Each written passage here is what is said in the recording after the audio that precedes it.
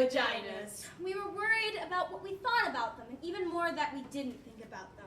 We were worried about our own vaginas. They needed a context of other vaginas. A community, a culture of vaginas. There's so much darkness and secrecy surrounding them. Like the Bermuda Triangle. No one ever reports back from there. Okay, at first, it's not so easy to even find your vagina. Women go weeks, months, even years without looking at it. A high-powered businesswoman was interviewed, and she said she was busy. She didn't have the time. Looking at your vagina, she said, is a full day's work. You have to get down in front of a standing mirror. Full length preferred. You have to get into the perfect position with the perfect lighting. Which is enshadowed by the angle you're at. You're craning your neck. In your back. You're exhausted by then. She said she didn't have the time. She was busy. So there were vagina interviews, which turned into vagina monologues. Over 200 women were interviewed. Older women. Younger women. Married women. Lesbians. Single women. College professors. Actors. Corporate professionals. Sex workers. African American women. Asian American women. Hispanic women. Caucasian women. Jewish women. Okay, at the beginning, women were reluctant to talk. They were a little shy, but once you got them going, you couldn't stop them.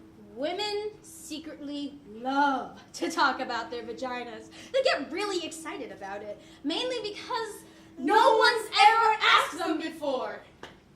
Let's just start with the word vagina. It sounds like an infection, a medical instrument at best. Hi, nurse, bring me the vagina. Vagina.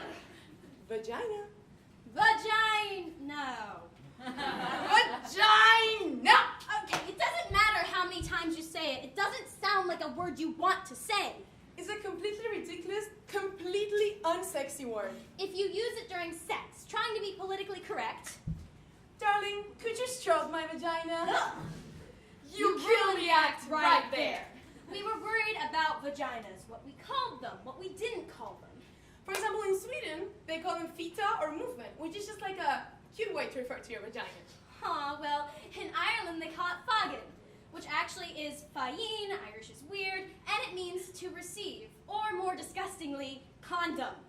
While in the Netherlands, they call it pos, which is box, or pushe, which directly means pussy. Well, in Spain they call it coño, chocho, almeja, or oddly enough, peseta, which was the currency before the euro.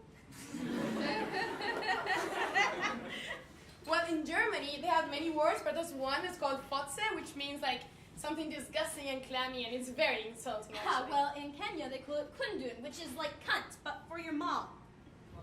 Well, in Nepal, they call it muji, which means the hair. Well, in Brazil they call it vagina or perereca, which means frog. Well, in Mexico, they call it panocha or papaya, which is this very delicious fruit. Well, in Colombia they call it cuca or pan, which is bread. Well, in Argentina and Uruguay, they call it clam, like concha, then panocha, which is something disgusting, cachufleta, which means something disgusting, and ocho, which means the hole, la cueva, which is the cave, and papa, which means the dad, la nena, which is the girl, and there's so much more. That's a lot. It is. We were worried about vaginas.